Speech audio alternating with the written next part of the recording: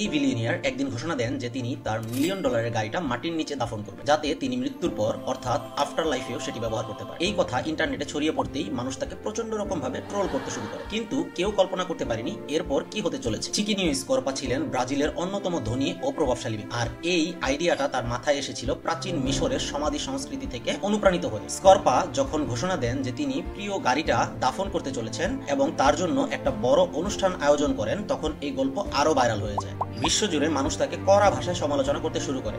সবাই বলেছিল এই দামি গাড়িটা দান করে দিলে অনেক দরিদ্র মানুষের উপকার হতো। কিন্তু যখন গাড়িটা দাফন করার সময় এলো, তখন হঠাৎ স্করপা চিৎকার করে বলেন স্টপ স্টপ, এবং সবাইকে অবাক করে দিয়ে তিনি বলেন গাড়িটা দাফন করার কোনো ইচ্ছাই তার ছিল না। আসলে এটা ছিল একটি স্টান্ট, মানুষকে অর্গান ডোনেশন বা অঙ্গদান সম্পর্কে সচেতন করার জন্য।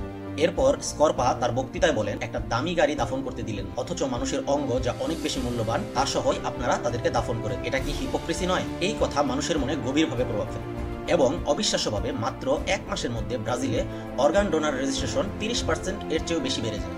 একটা নাটকীয় বার্তা দিয়ে স্করপা পুরো দেশের মানসিকতা বদলে দিয়েছিল। আপনার কি মতামত অর্গান ডোনেশন সম্পর্কে? কমেন্টে অবশ্যই জানান।